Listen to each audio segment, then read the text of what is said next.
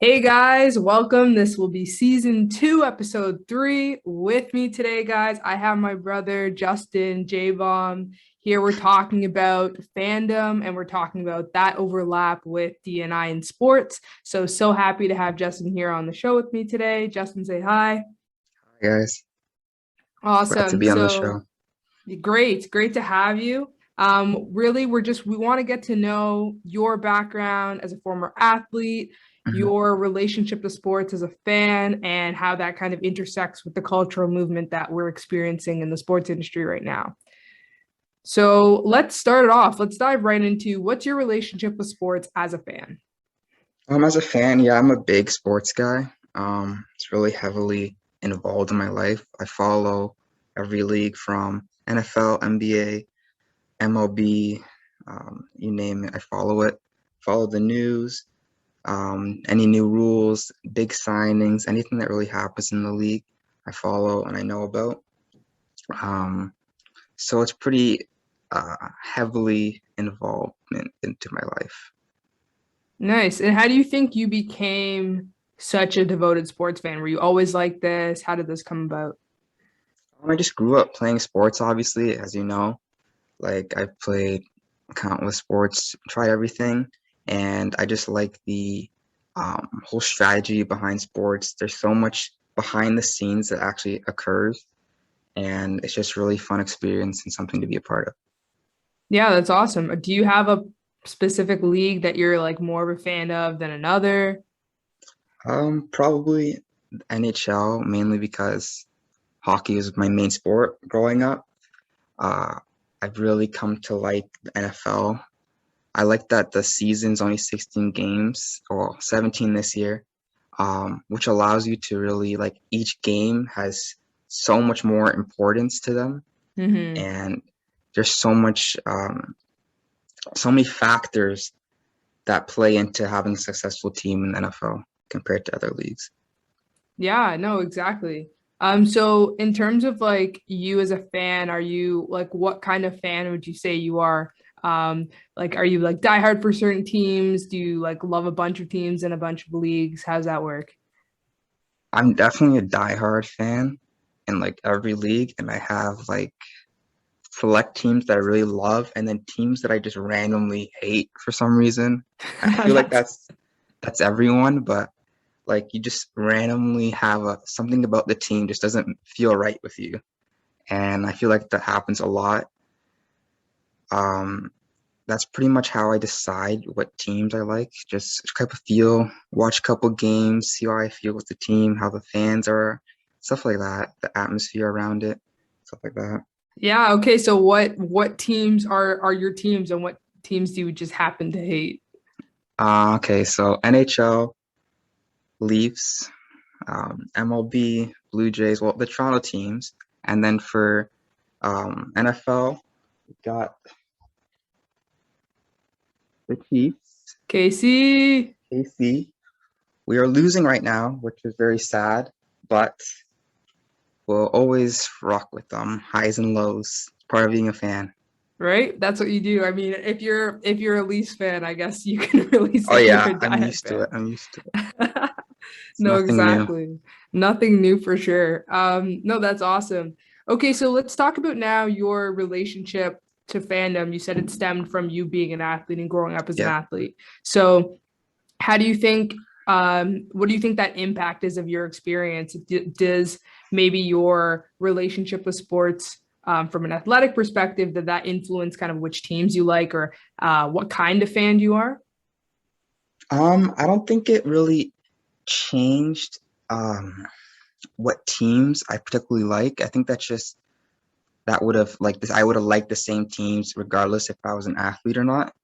But I do think that it changed the way kind of I am as a fan because I can um, kind of look at sports in general or from a different perspective than like a casual fan that doesn't really know much about sports or isn't much of an athlete. For example, like I can have more of a understanding for how the players might feel about different situations. For example, if someone's made a rough play, made a bad play, made a mistake, or they're playing just below expectations. Like I understand what it's like to feel that and that external pressure that they must be under.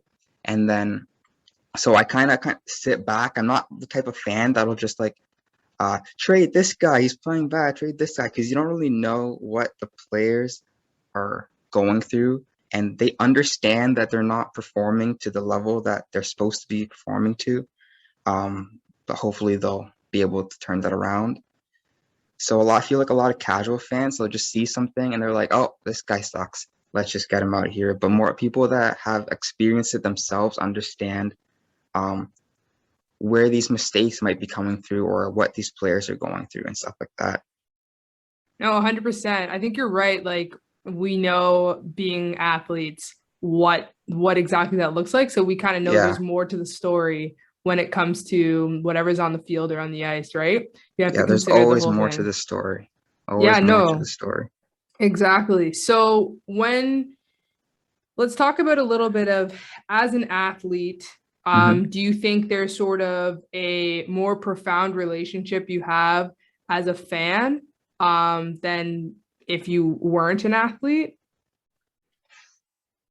Profound relationship with sports in general, or what do you mean? Or just with kind of your teams, like so if that makes you have a deeper relationship connecting to the players, like what would you say for someone kind of who is more of the kind of casual fan, like how is Yeah. their experience kind of impacted? I mean, I'm obviously biased in that because I'm a Mm-hmm. hardcore fan, but I can't say that I'm any more of a fan than a casual fan just because I'm an athlete. Um, they might like there's always people that are trying to learn more about sports, learn more about um, what goes on behind the scenes, like we mentioned earlier, and doesn't mean they're any more devoted or whatever Mm-hmm. than me just because I've experienced it myself somewhat.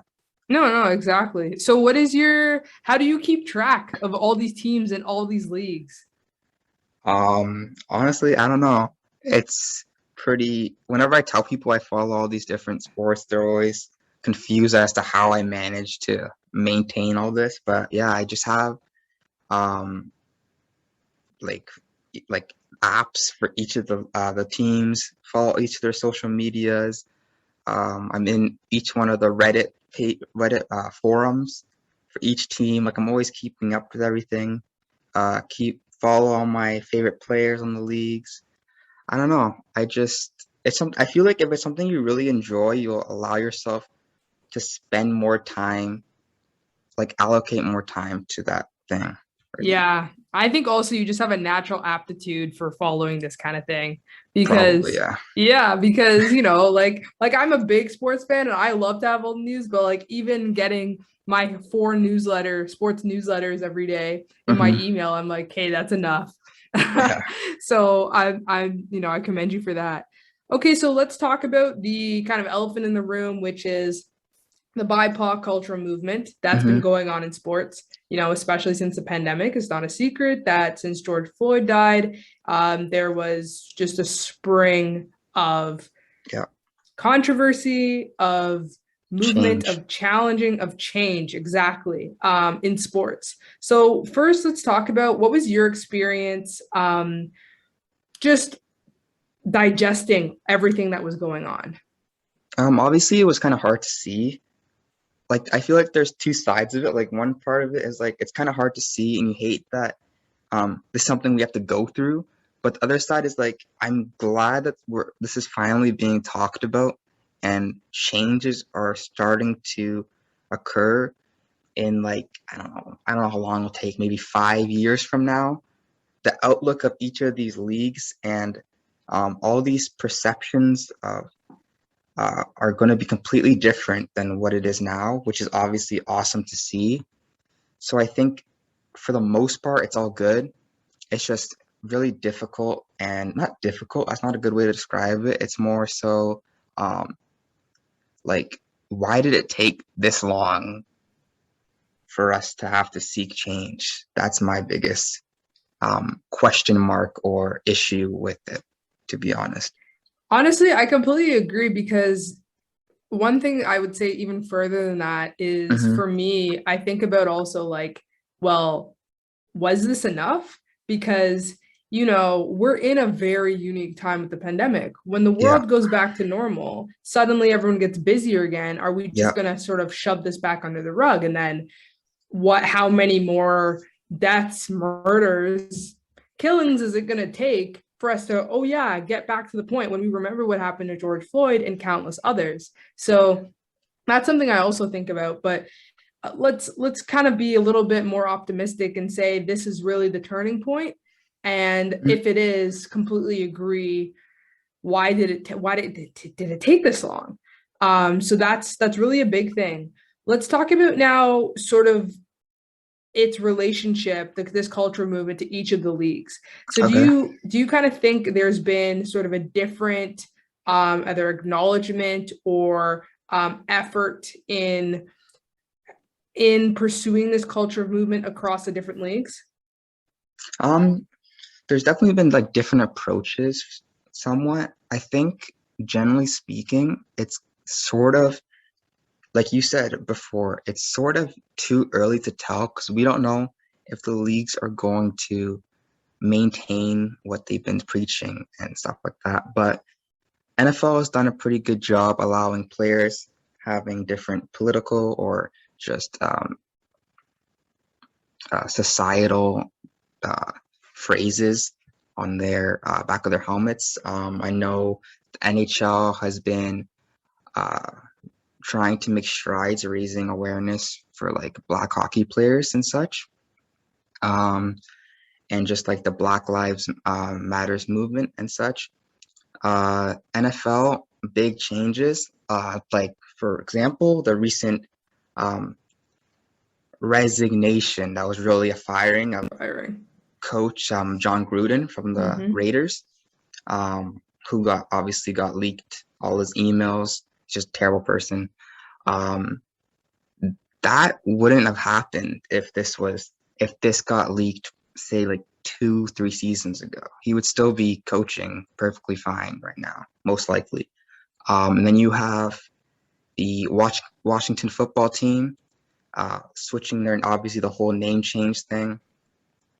That was obviously derived purely from not just the fans, but the media and just stuff the whole world has been going through, finally catching up to them and realizing that changes need to be made because like you can't be called the Redskins. That's like just not acceptable for obvious reasons. As well as their owners going through a bunch of, I don't know if you've talked about this or anything, but their owners going through a bunch of controversy. Because he's again not a great dude, not a great dude. But it's starting to finally like reach the public and stuff. Mm-hmm. And he even today actually he made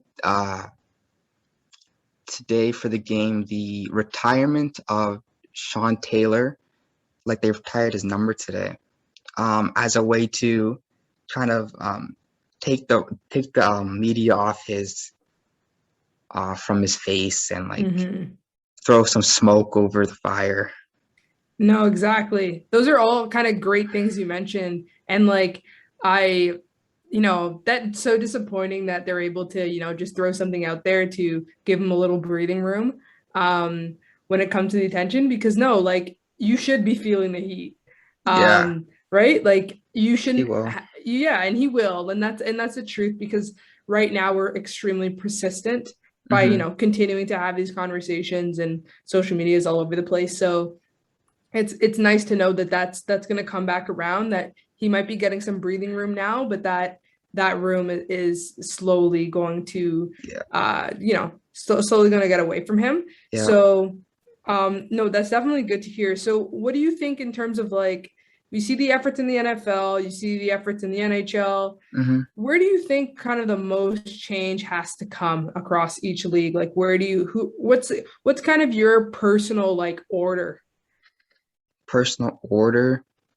Um, it's a good question. I think that the NFL, with NFL, obviously it's predominantly black, but I think that if you look at the NFL teams, the players are mostly black, but the coaching staff and the higher ups and the GMs, there's not a lot of black people. Mm-hmm. You have the offensive coordinator for the Chiefs, um, the president of the Washington football team or the GM of the Washington football team. You have like that. I shouldn't be struggling to name. Yeah, That's the exactly. issue. Um, NHL wise, I think they're doing a good job trying to spread awareness.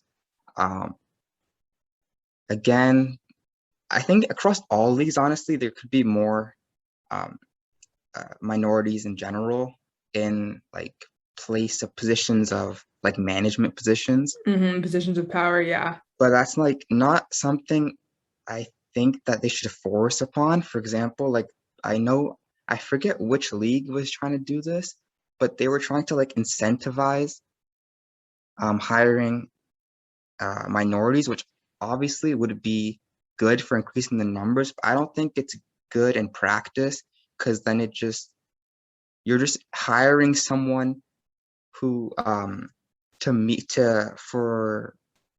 to be rewarded for it rather than hiring them out of worth, even though they might be actually qualified for the job at the same time. Yeah, I think, you know what, that's a great point you raised. Like, we have to be careful with how we go about the Mhm. actual initiatives of, leveling the playing field. Yeah, Because, like you said, you have to look at the intentions behind that. Do you actually want diverse perspectives, yeah, or do you want to look good? Because, oh, there's a black guy now, so now yeah, we're fine, exactly. right? So it has to, unfortunately, even if they have the right intentions, Hmm. they're still going to be like, now we have a black guy. Yeah, You can't avoid that, but I think you're right in the sense that we have to minimize that effect and yeah, I ensure that, agree. we really have the true intentions behind diverse hiring. Exactly. So no, you're completely right on that. So just as like, let's just talk about the relationship the fan has in a game. Okay. So fans, we know COVID, we went through various leagues, fans were not present. What do you think that impact of a fan is for the players themselves when it comes to game performance, even off the field, like after games and stuff? What do you think that relationship is between the fan and the player? I mean, it's huge, right? None of these leagues would exist without fans, right? Um, well, that's an obvious statement, but I feel like that's not looked upon enough. Like the fans play such an important role in the success of teams and like individual players. Uh, all the teams are highly motivated when there's presence of fans, like especially fans that really know and are hardcore and really want to see their team be successful. I think that it's really noticeable. I keep talking about football, but it's really noticeable in NFL when because it's in a league that the home field advantage is such a huge factor with how the game plays. Like you can hear how loud and rowdy it is in the stadiums now compared to last year, obviously. And it really motivates the defense plays crazy. Like it's an absolutely crazy difference how um, much better every team's defense plays when they're at home compared to on the road Mm-hmm. because their fans are present. And it's not even just that. Like I feel like all the players recognize, or they should at least recognize, I don't know if they all do, recognize how lucky and like grateful they should be to be in the positions they are because it's so hard to make these leagues and they know that they're trying to be um, someone who these fans can look up to. Like a lot of people, like these are the prime role models for a lot of people. Like a lot of kids growing up, they're like, I want to be Connor McDavid when I grow up. I want to be Sidney Crosby. I want to be LeBron James. Even if not even just necessarily for the sports, like they have insane work ethic, insane like team building, all these different traits that you can kind of um absorb and learn from just Mm-hmm. watching how they carry themselves and stuff. So I feel like it can't be correctly emphasize how important fans truly are to the game. Like no Exactly. matter how much you emphasize it, it's even more so important to the game. No, I think you're completely right. And I love that you mentioned the role model aspect too, because Yeah, you're right. Like that's a big factor in just the perception of the next generation, right? exactly. And if you're promoting things from a DNI perspective, if you're anti DNI and players are promoting that, you're Yeah, also putting that into children's heads, right? And exactly. that's generational setback, Yeah. right? As you keep going. So let's continue on the DNI front from the fan perspective. What kind of role do you think fans play when it comes to this cultural movement, like for these teams? Like when you have, do you think fans have a voice when it comes to this hmm kind of stuff? Um, I think that I'm gonna kind of go back a bit, but I think that the league itself kind of determines where they stand on and what they're actually gonna do, and the steps they'll take. Like for example, if they're going to have a banner or advertisements of just like Black Lives Matter or something, Mm-hmm. um, that's up to the league. But I think that the fans play an important role in um, keeping the league and like individual franchises accountable in terms of keeping up with the promises that they might make.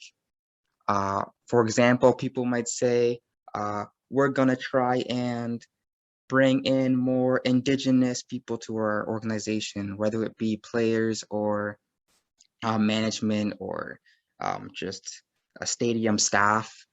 Uh, they have to make sure that's up to the fans to make sure they actually follow through with that. They can keep saying all these things that they want. If the fans aren't going to be like on top of it, making sure they do it, they're not going to do it. That's just how it works, in my No, opinion, at least. no, I honestly, that's such a great point because accountability is the biggest thing. You know, you Yeah, often see a lot of loose promises, exactly. especially when something happens, right? You say, oh, rest in peace, George Floyd. You know, the NHL, the NFL, the NBA, supports Black Lives Matter. Yeah. Okay, and thank you for saying that. But Then a now month later, fans, they take it out yeah, of ours. exactly. And then something happens, and you're Yeah. like, wait, but you just said 10 months ago to really protect yourself, but look where you're at now. And I think you're right. The person or the individual who really has that power there is the fans because It's always the even fans. even if a player says something, fans are the ones backing up that voice. Exactly. Yeah. So no, 100% you're right. You know, this is a really important conversation. Fans kind of understanding that the role that they play in sports in general, of course, within this cultural movement. So what would you say sort of like if you're talking to any let's say your younger self as a fan or any other children kind of growing up sports fans, what's a takeaway that you have for them? Takeaway. I think that they should know that just keep working, like obviously work hard, but work in a way that is going to allow you to be able to be successful in other areas as well, and know that opportunities will arise for you once like from the effort that you put in, as well as not everything's going to go your way. For example, if you're a minority, there's going to be other variables and obstacles that you're going to have to overcome. It's just unavoidable. But you can do it. Uh, that's why you were born. That's why you're on this earth. You can do it. Um, and you just got to make sure that you can maintain everything and stay focused, honestly, and I love that, never guys. stop, never stop fighting for what you believe in, honestly. Like you have a voice, so let people hear it, I guess, right? That's amazing. That's great to hear on a podcast too. You have a voice, make sure people hear it. You Yeah. guys heard it. You guys heard it first. Well, Justin, thank you for coming on the podcast. It was great diving into this. Definitely we'll have to have you back at some point because this was a great conversation. Hmm. I'm sure our listeners will love this episode and we're going to get a lot of great feedback on it. So stay tuned for anything coming your way. But then again, just want to say thanks again for being on the podcast. Yeah, thanks for having me. It was fun. Of course. All right, guys, that wraps up this episode. Please check us out on Instagram at Interrupting Sports, and we'll see you next week.